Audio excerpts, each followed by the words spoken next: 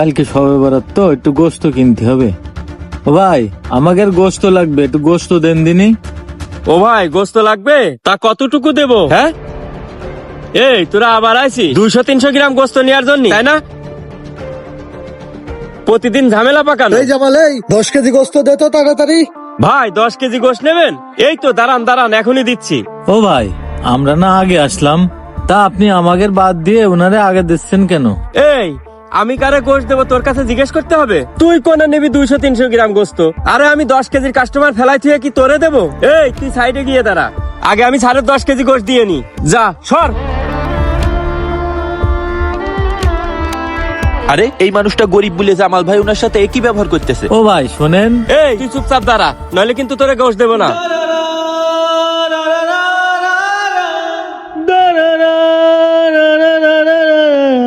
কাস্টমারের সাথে এরকম বাজে ব্যবহার করা মোটেই ঠিক না। এই তুই কোনে নিবি 200-300 গ্রাম গোস্ত? আমি নেবো 10 কেজি গোস্ত। তুই এত ব্যস্ত কেন? সাইডে দাঁড়া, আগে আমি নিয়ে নি। এ কি ব্যাপার, ওই কাস্টমার ওনার সাথে খারাপ ব্যবহার করতেছে। আব্বু উনি তোমারে বলতেছে কেন?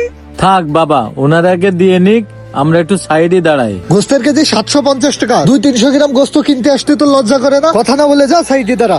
স্যার আপনি উত্তেজিত হেন না, এই যে আপনার গোস্ত রেডি হয়ে গেছে, এই নেন, ভালো তাজা দেখেই দিছি স্যার। হ্যাঁ, এই নে টাকা, গেলাম আমি। যত সব ফকির নিয়ে আবার গোস্ত কিনতে আসে। এই তোরা প্রতিদিন আমার দোকানে কি জন্য আসিস? তোদের জন্য আমার গোস্ত বিক্রি করতে ঝামেলা হয়। বল আজকে আবার কি জন্য আসিস? 200 গ্রাম দেবো না 300 গ্রাম দেবো?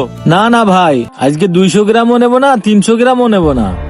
হ্যাঁ, 200 গ্রামও নিবি না 300 গ্রামও নিবি না? তার মানে আজকে আরো গোস্ত কম নিতে আসিস? এই যা, তোকে আজ গোস্ত দেবো না। না না ভাই, আপনি ভুল বুঝতেছেন, আজকে আমি 1 কেজি গোস্ত কিনতে আইছি।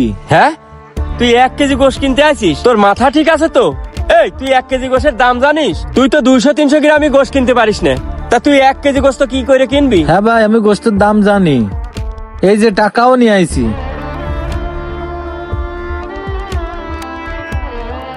এই তুই এত টাকা কোনে বালি? কারো কাছ থেকে ঝাইরে নিয়ে আসিস না চুরি করে নিয়ে আসিস? না না ভাই, চুরি করবো কেন? আমি এই টাকা মেলা দিন ধরে কষ্ট করে জোগাড় করেছি ভাই। সামনে সবে বারাত তো, তাই বাড়ির সবাই মিলে একটু ভালো মন্দ খাবো। আমাদের বাড়ি 4-5 জন লোক রয়েছে, ওই 200-300 গ্রাম গোস্ত নিলি সবাই তৃপ্তি ভরে খাতি পারে না ভাই। বছরকের একটা দিন, তাই কেজি খানিক গোস্ত নেব, যাতে সবাই মিলে তৃপ্তি করে খাতি পারি। আর বছরকের একটা দিন সবাই ভালো মন্দ রান্না করে। ছেলেটা কারো বাড়ি গেলি সবাই তাড়াই দেয়, দেখলে খুব কষ্ট লাগে ভাই। এই জন্যই অনেক কষ্ট করে এই টাকাগুলো জোগাড় করেছি ভাই, 1 কেজি গোস্ত কেনার জন্য। ও আচ্ছা দাঁড়া, তোরে আমি 1 কেজি গোস্ত দিচ্ছি। ও ভাই, সব সময় তো 200-300 গ্রাম গোস্ত নি, আজকে 1 কেজি গোস্ত নেবো, একটু বাইসে নি আমি। এই তুই গোস্ত বাইছে নিবি কেন? আমি তোর গোস্ত দিচ্ছি। না না ভাই, আমি আজকে গোস্ত বাইসে নেব। দেখি এইটা নেবো নাকি এইটা নেবো, না এই পাশেরটা নেবো, না এর মধ্যে তো হাড্ডি রয়েছে, না না গোস্ত কোনটা নেবো? এই যে এই গোস্তটা মনে হচ্ছে একটু বেশি ভালো, এইটাই নি। এই সলিড গোস্তটা নিলে সবাই মিলে খাতি পারবানে। ওরে শালা, দেখো দিনি ধরেছে একদম সলিড গোস্ত। বলদা শিয়ান হইলো কি করে? ও ভাই, এটা সলিড গোস্ত আছে, হাড্ডি উড্ডি নেই। এই গোস্তটা আমার পছন্দ হয়েছে, আপনি আমারে এই গোস্তটাই দেন। এই ভালো গোস্তটা দেখায় আমি হাড্ডি গুড্ডি বেশি, আর তুই এই গোস্তটাই ধরলি? ফকিনের আবার ভালো গোস্ত। কি ব্যাপার, জামাল ভাই এরকম আলুক ভুলুক করতেছে কেন? আমার তো সুবিধার লাগতেছে না। আচ্ছা দাঁড়া দিচ্ছি। আব্বা, 1 কেজি করে গোস্ত নিছি, এবার আর কারোর বাড়ি যাওয়া লাগবে না, মন ভরে খাবি। আচ্ছা আম্মু। আশেপাশে কেউ দেখতেছে না তো? আরে যেটা সন্দেহ করছিলাম ও তো সেটাই করতেছে। কেউ দেখার আগে সলিড গোস্তটা সাইডে রেখে দি, হাড্ডিটা ভাজাই দি। আহারে, অসহায় গরিব মানুষ গোস্ত কিনবে, কত স্বপ্ন নিয়ে গোস্ত কিনতে এসে, আর জামাল ভাই এই লোকটারে এইভাবে ঠকাই দিচ্ছে। এই এই ধর তোকে 1 কেজি গোস্ত। এই যে ভাই টাকা। দেখি তো টাকাগুলো ঠিক আছে কিনা দেখি। এরকম কাস্টমার হলে ব্যবসায় তো বাম্পার। কাস্টমার ঠকানো এরকম স্বভাব জামাল ভাইয়ের মনে হয় কোনোদিন যাবে না। চলো বাবা, বাড়ি চলো। কি ব্যাপার, গোস্তর মধ্যে সব হাড় মনে হচ্ছে, আমি তো সলিড গোস্ত বাইছে দিলাম, তাহলে এত হাড় আসলো কোনতে? দোকানদার কি অন্য প্যাকেট দিয়ে দিল আমারে? চল দিন বাবা যাই, দেখি কি এলো। বাইছে দিলাম সলিড গোস্ত, আর ব্যাগের মধ্যে সব হাড্ডি গুড্ডি। ও ভাই, এই কি রে? আমি তো আপনারা বাইছে সলিড মাংস দিলাম, তা আপনি এই 1 কেজি মাংসের মধ্যে 700 গ্রাম হাড্ডি দিয়ে দিলেন কেন ভাই? বছরের একটা দিন পরিবার নিয়ে খাবো বলে গোস্ত কিনতে আসলাম, আপনি আমার সাথে এই কাজটা করলেন কেন? এই নেন ভাই, আমি এই গোস্ত নেবো না, আমার গোস্ত পাল্টাই দেন। এই তুই কি কথা করছিস? তুই যা চাইছিস তাই তো দিছি। এই নে গোস্ত নিয়ে যা, আমি পাল্টাই দিতে পারবো না, যা। এই জামাল ভাই, উনি তো ঠিক কথাই বলেছে। তুই তো ওনার গোস্ত রেখে দিয়ে হাড্ডি মিশিয়ে দিছিস।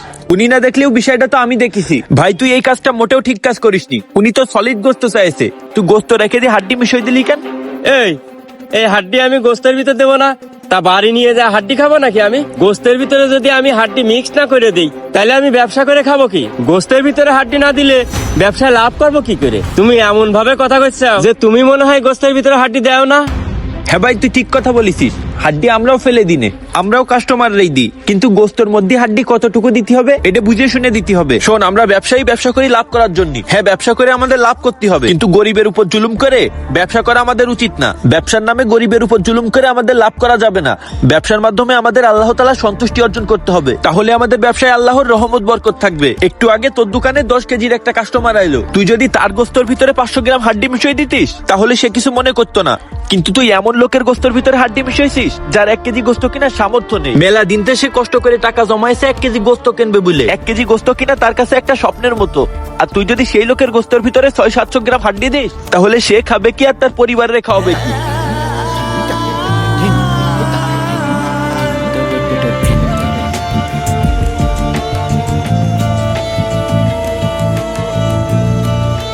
শোন, ব্যবসারে আল্লাহ হালাল করেছে, তার মানে এই না যে আমরা ব্যবসার মাধ্যমে গরিবের উপর জুলুম করে ব্যবসায় লাভ করব। এই জুলুম করে লাভের হিসেব কিন্তু আল্লাহ তাআলার কাছে দেয়া লাগবে, এটা কিন্তু তুই ভুলে যাস না। মনে রাখবি, টাকা পয়সা আজ আছে কাল নাও থাকতে পারে, তাই অতিরিক্ত লাভের আশায় গরিবের উপর জুলুম করিস না। এজন্য তুই এই কথাগুলো মাথায় রেখে হালাল ভাবে ব্যবসা কর, আল্লাহ তাআলা তোর ব্যবসায় রহমত বরকত দেবে। এইরকম কাজ আর করিস না। তাই তুই হাড্ডিটা রেখে দিয়ে ভাইরে সলিড গোস্ত দিয়ে দে।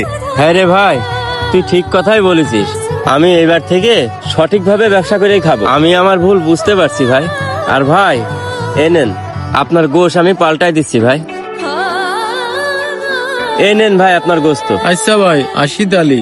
ব্যবসা করে আমাদের সবারই লাভ করতে হবে, কিন্তু মানবতাকে ভুললে চলবে না। আর বাজার থেকে কোনো জিনিস কেনার সময় সবাই একটু খেয়াল করে দেখে শুনেই কিনবেন, তাহলে সহজে কেউ আর ঠকিয়ে দিতে পারবে না।